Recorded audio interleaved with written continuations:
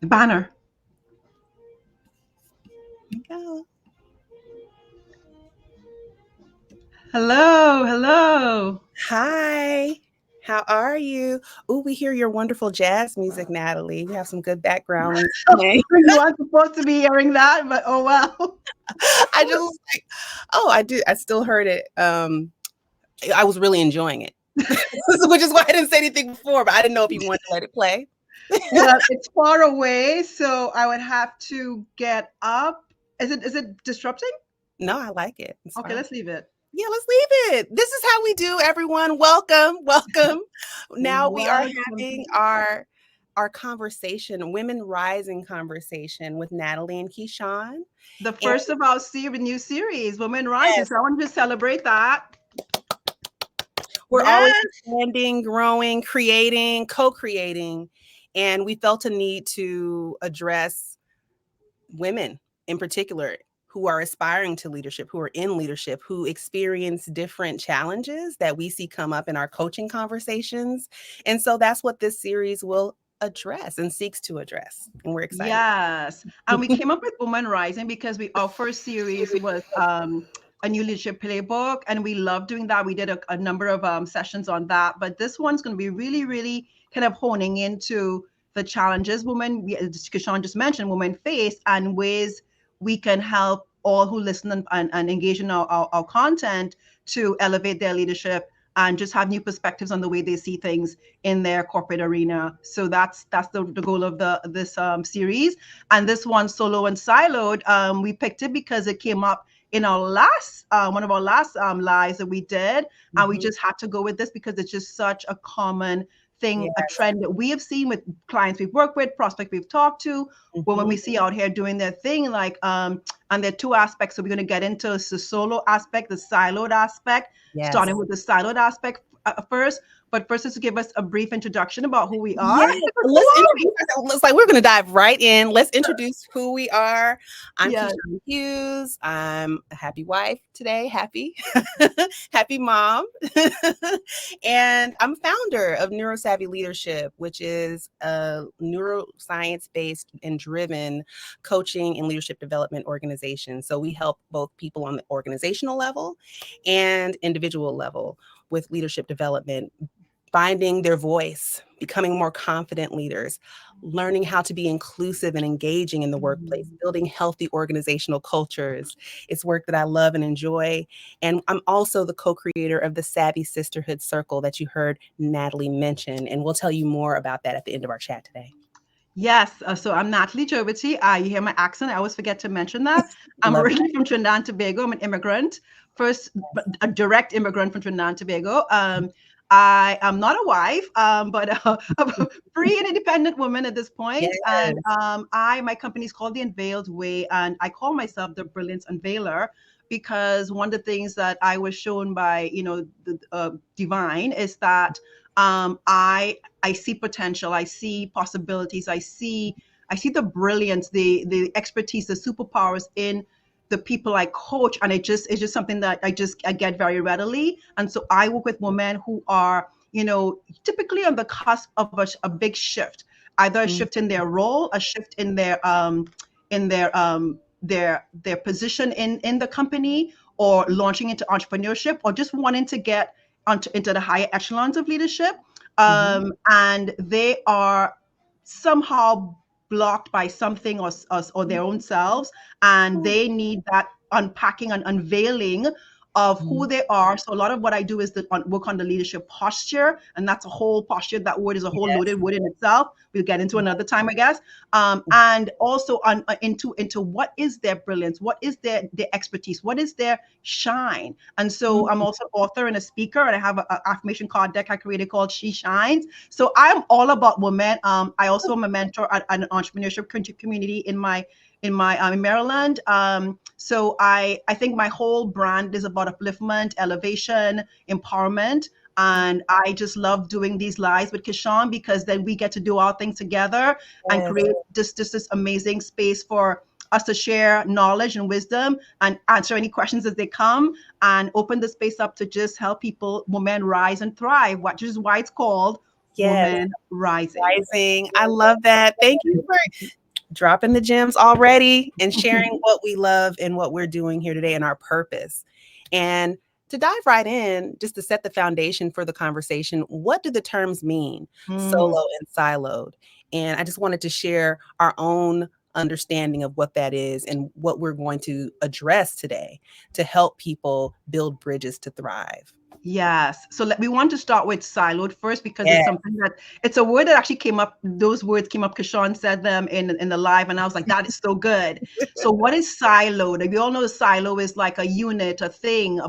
I see it as in this case as a box. So when we say a woman is siloed, it's like she has contained herself in a nice, comfy box that Mm, makes her feel safe, that makes her feel like I don't have to worry about anything. I'm good right here, and just go deep, deep in down and dive in that box, but not seeing what's possible outside her box. And mhm, that looks like she's just so enmeshed in her current work that she's been doing it for years perhaps, mhm, but she's not exploring new ways to grow, new opportunities, new ways to stretch herself because maybe she's afraid of the unfamiliar, the uncertain, or doesn't want to. She's a perfectionist and wants to just do it right all the time, mhm, whatever those things might be. So she siloed herself because she is now just in one lane, one very narrow lane in her arena, and mhm. has not explored other opportunities, not realizing that's to her disadvantage. So let's go into that, Kishan. Why is Yes, it to her disadvantage?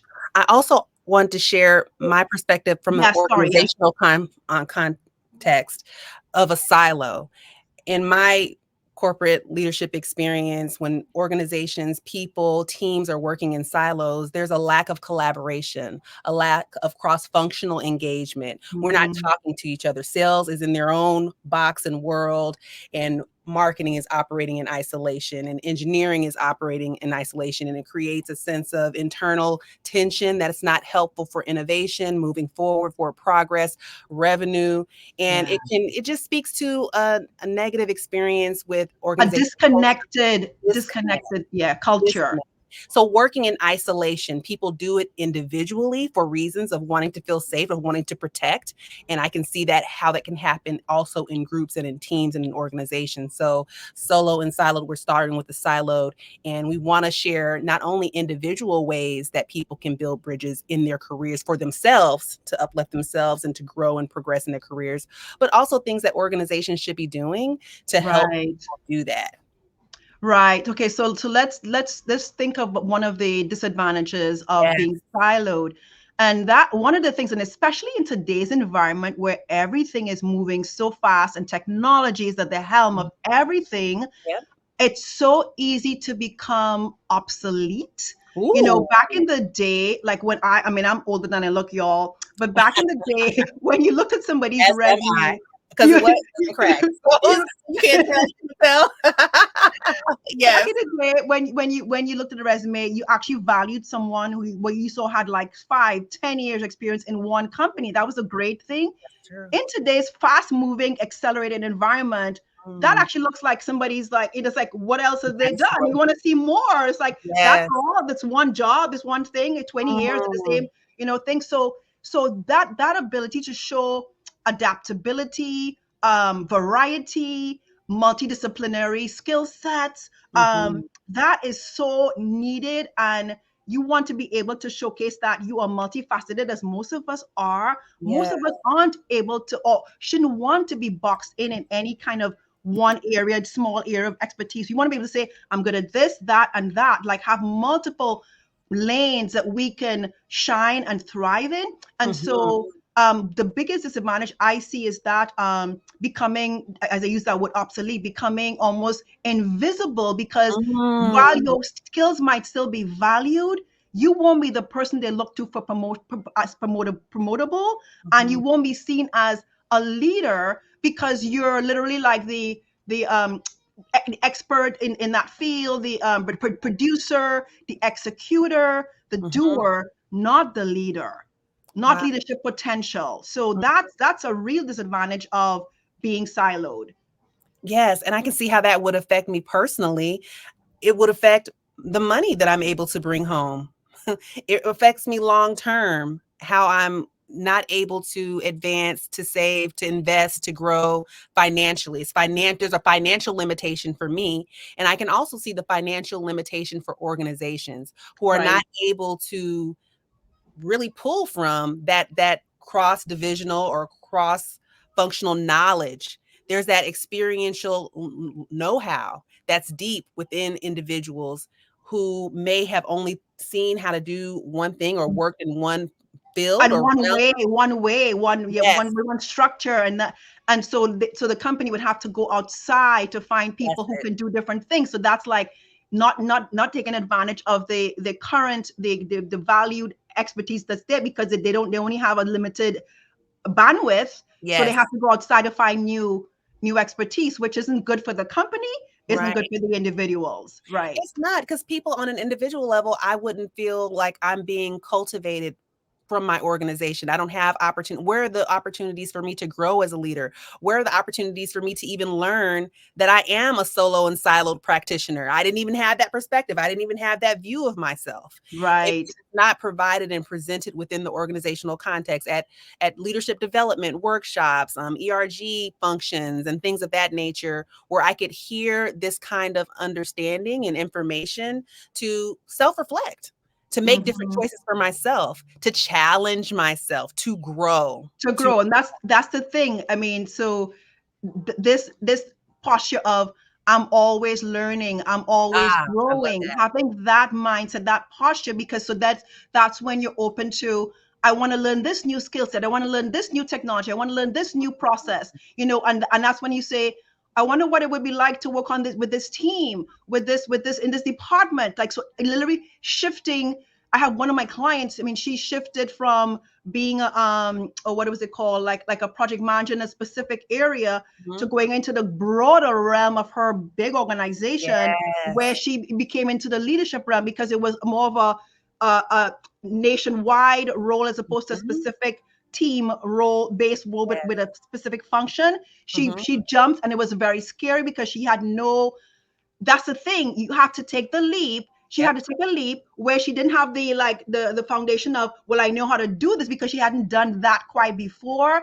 But of Right. course, with the guidance of me, and with her own self-belief, and the people around her, that she was able to grow, and now she's flourishing in this role. And now it's like, well, what's the next thing, because she's been there now for a couple of years, right? So that ability to say, I've worked in, let's say, engineering, and Mhm. being an engineer, and managing this team for 7 years, but I Mhm. want to be more than just a chief engineer. I don't know what the titles might be. I want Right. to get outside that box, Mhm. Mhm. right? Right. So yes, so that's the other thing. And I wanted, sorry, this other point just came to me, and it's Yes. about visibility. So when we're siloed, we kind Mhm. of tend to be invisible, Yes. and that's a huge not one disadvantage. It's a huge drawback to Mhm. anyone who is looking for more money, more impact, more Yes. influence. And those are the three things I didn't say in the beginning that I Yes. care about. We all care about. We all want more income. We all want to be impactful. And most of us want to be influential in our arena. When you are invisible because you've been siloed and soloed, you could go into that as well, Mhm. then you lose out on so many opportunities for growth and expansion.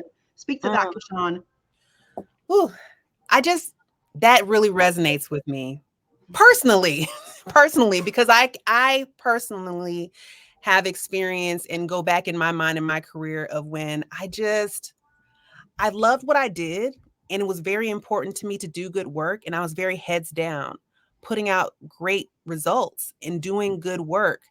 But yet year after year found myself not being tapped for promotion, Mm-hmm. and not having the conversations regularly enough, not being invited to have the conversations, even to where when I did, instead of expanding my horizons, I feel like there was a sense of just keeping me where I was. When Right. Dimming your light a bit. Yes, I was doing that unbeknownst to me, because it was habitual for me, the way that I Right. was. And you knew you were good at it, and you Yes. felt good about that, but not realizing that I'm kind of stuck. You actually plateaued. You Yes, plateaued. yes, and the organization, the way it was structured, the way that the leadership that was in place, they also didn't utilize the resources, tools, have the skill set or awareness to help me to get out of that box. If I'm doing a good, I'm saying, if as a worker, as an employee, if I'm creating great results in the role where I am and I'm expressing the desire for more, I think that leadership needs to be aware of Yeah. what that could potentially be and have somewhere to send me, have a mentorship program to direct me to, have some type of talent development track for Hmm. me, have some type of coaching program. Incentives. Yes, yes. So I'm thinking that when this happens, it's the convergence of both individual habituated actions day to day. I do what I'm familiar with. I'm in this zone. Yes. I'm from my I'm lens. doing great because I'm doing, Yes. yes. So there's that. And then there's the convergence of the organizational culture and the people, which is top down. Leadership is who makes culture run, Hmm. right? And so they have to have programs in place. It has to be programmatic. It has to be something that we talk about, where you bring visibility and people understand and know what's available. It's Right. not And it something has, that's hidden. It's something that we see. There is recognition. There is yes. awareness. There is something that's programmatic, that options that are programmatic that are put into place to where people could know where to put themselves or where to go. And that requires some kind of master plan, I guess, and also a bigger vision, right? So not just a vision for the company in terms of financial, meaning the financial metrics, but the vision for the employees that are in that company. Like, what is the plan? How do we make sure that we are amending the broken rung that we know exists in most Yes, workplaces? How are companies coming yes, in saying, okay, new leadership, okay, we want to make sure our employees are thriving. We want to make sure that there are enough managers that can move to directors, can move to VPs. How are we making preparing the foundation so that preparing. those Yes, different rungs of the ladder are all met, especially when they're a woman in that workplace. And that's a yes, big, huge gap. We know it as for women in leadership is that broken rung. And so companies have to come in with proactively leadership in the company have to come in proactively thinking, how can we mend this? How can we add this rung and build this rung up? So there's not this big gap. And so now when we get to leadership, there's like 1% or less of women in leadership, right? So yes.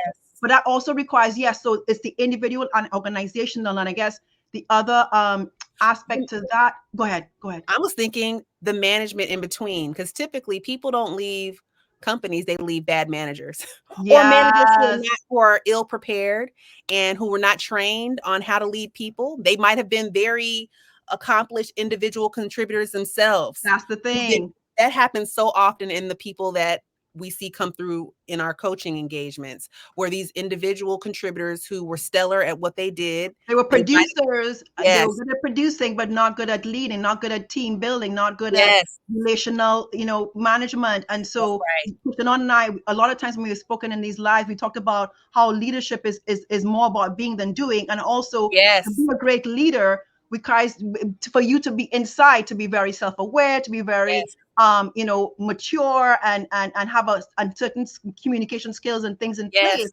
And so, yes, a lot of times management is unhealthy because they have not been groomed, they have not been that's taught right. and told and mentored enough to know how to manage other people. So you have Right. the faulty management, then people start leaving because Yes. they're unhappy and or they feel whatever, they feel not acknowledged, not being Invisible. Yes. invisible, all the Yes. things.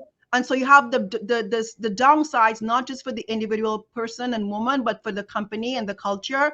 And so the flip side of being solo, we siloed and so, we didn't we solo. We didn't get Yes. into solo. Let's look at the time. Let's Yeah. talk about solo real quickly. So so solo? It's obvious probably, but let's say what that is. Yeah.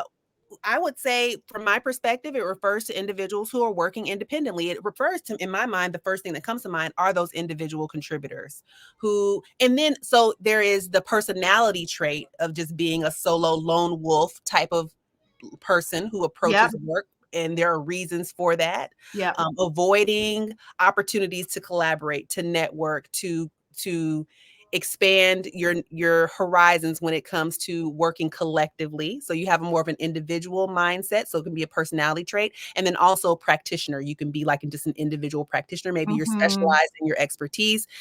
Even that, even people who fit either one of those realms, what I've learned through my neuroscience training and what I had to come to terms with even as an individual is that I need people. I need We all need people.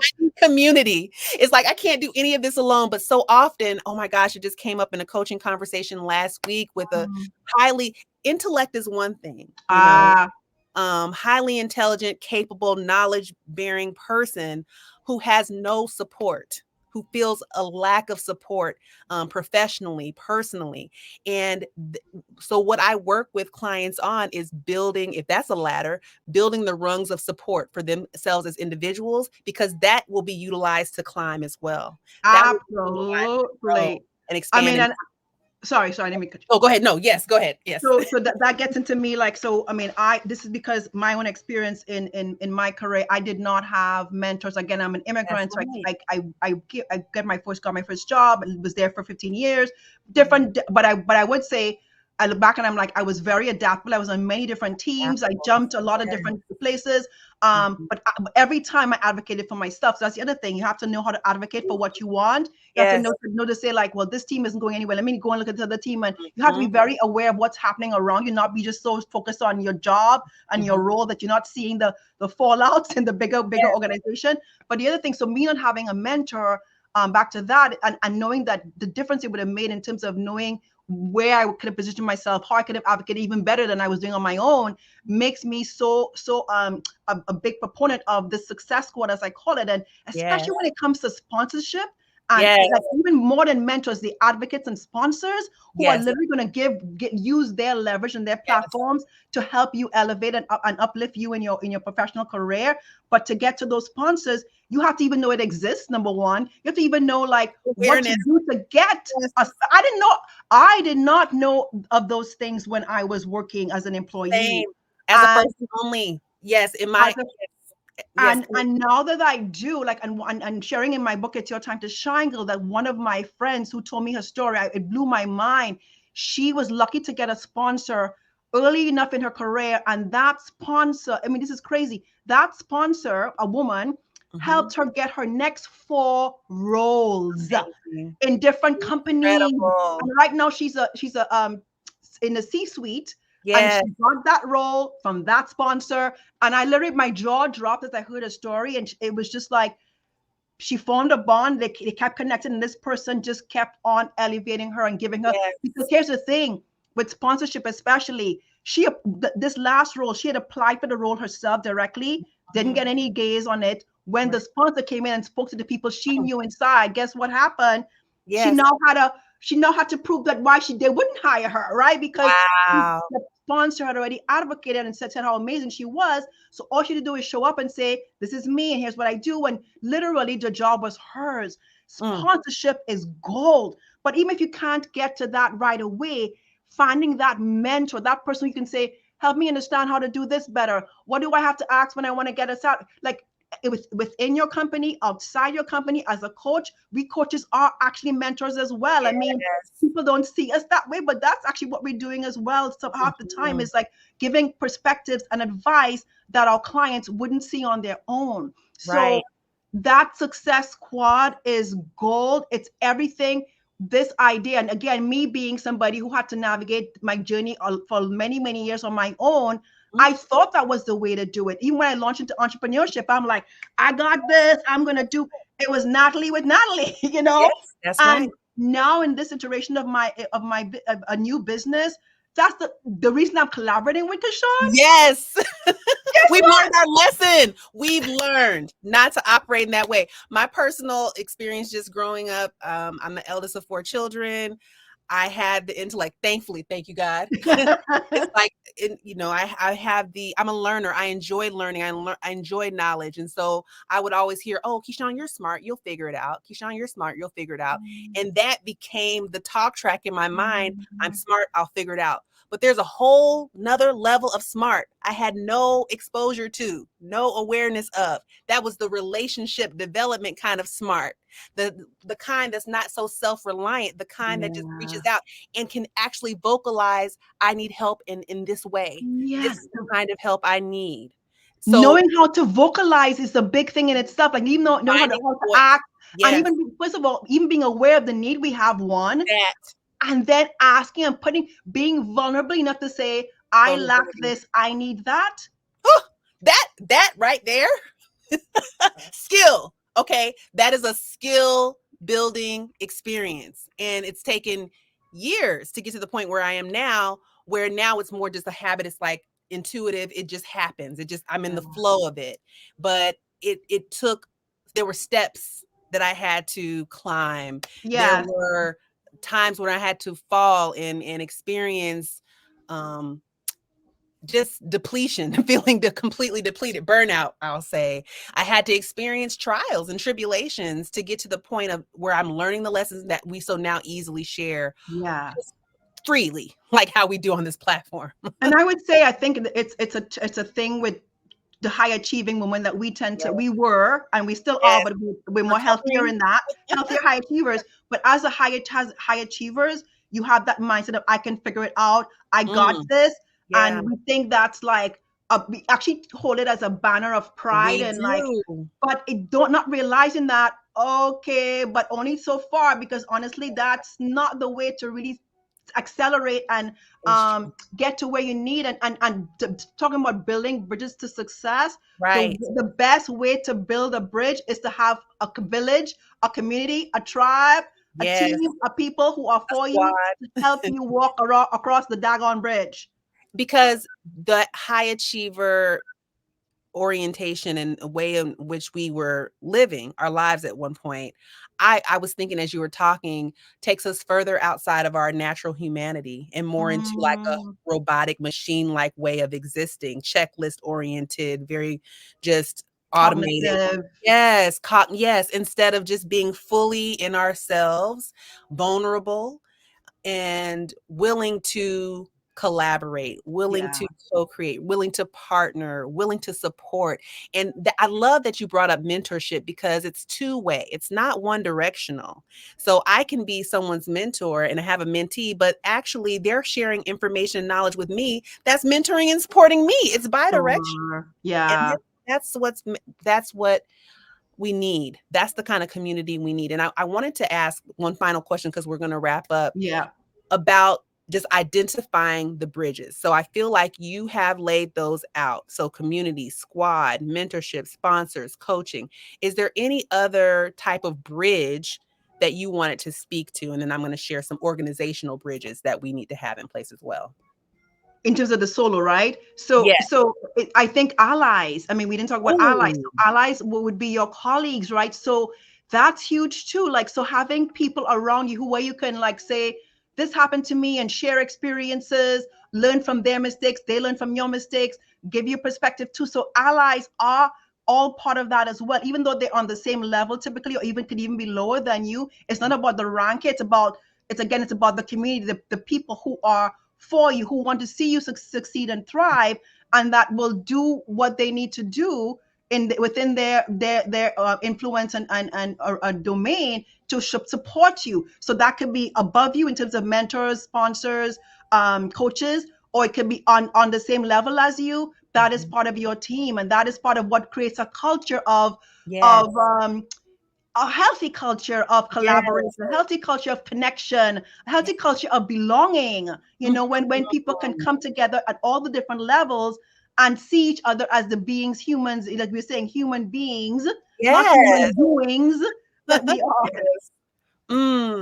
If I was to think of the bridge, like the language we would use to bridge solo and siloed, so where we're going, it would be connected and collaborative, Hmm. or integrated and inclusive. So to Yes, go from, to just use that yes, alliteration, yes, to yes. try to play on those words. So these are just some ideas to think about. Where are we bridging to? This is the result. This is the outcome that we want to bridge to. I want to see myself no longer as solo and siloed. I want to see myself now as more integrated and inclusive, or more connected and I collaborative. love I can that. I say love that. that. I can stand in that truth and see all the practices that I have that are in alignment with that. So you can see the difference. You can see how you close the gap. You can see how the Yeah. transformation and the process can unfold.